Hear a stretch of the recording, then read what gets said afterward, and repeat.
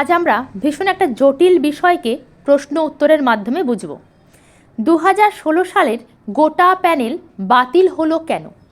এই প্যানেল অনুযায়ী বাতিল হয়েছিল 25,753 জনের চাকরি। এর মূল কারণ ছিল যোগ্য শিক্ষক শিক্ষিকা এবং অযোগ্য শিক্ষক শিক্ষিকাদের পৃথক করা যায়নি। এসএসসি, বোর্ড এবং সরকার তিনটে আলাদা আলাদা তথ্য দিয়েছিল।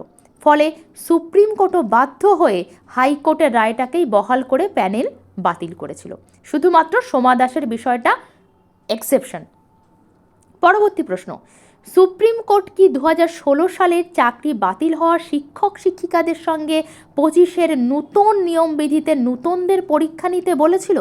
একটাই উত্তর, না, বলেননি। পরবর্তী প্রশ্ন, অভিজ্ঞতার 10 নাম্বার দেওয়া কি সঠিক? না, এটা সম্পূর্ণ একটা অসাংবিধানিক। পরবর্তী প্রশ্ন, এই 2025-এর প্যানেলটা কি আবারও বাতিল হবে? বাতিল হওয়ার সম্ভাবনা 99%। কি কি কারণে প্যানেল আবারও বাতিল হবে? 1 নাম্বার, সংবাদ মাধ্যম থেকে পাওয়া তথ্য অনুযায়ী দাগি তালিকাভুক্ত কিছু শিক্ষক শিক্ষিকাই 2025 সালে নেওয়া নতুন করে যে পরীক্ষা নেওয়া হয়েছে সেখানেও বসেছে। সুতরাং 2016 সালের প্যানেলে যে বিষয়গুলোর জন্য মূলত প্যানেল বাতিল হয়েছে সেটা এখানেও কিন্তু ফিল্টার করা যায়নি। পরবর্তী, অভিজ্ঞতা 10 নম্বর আগে দেওয়ার ফলে বহু যোগ্য মেধাবী চাকরি প্রার্থী চাকরি পাওয়া তো দূরের কথা, ভেরিফিকেশানেই ডাক পায়নি, যা অসাংবিধানিক।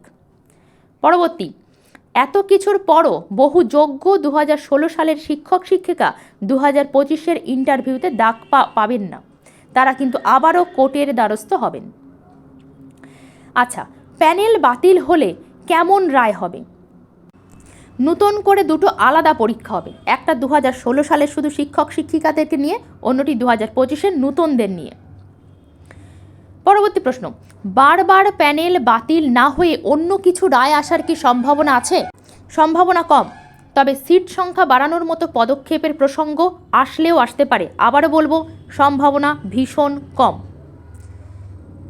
আমি চেষ্টা করছি প্রশ্ন উত্তর আকারে বিষয়টা সমাধান করার, মানে অনেকের কাছে এখনও কিন্তু জটিলতা থাকবে, কমেন্ট করবেন আপনারা।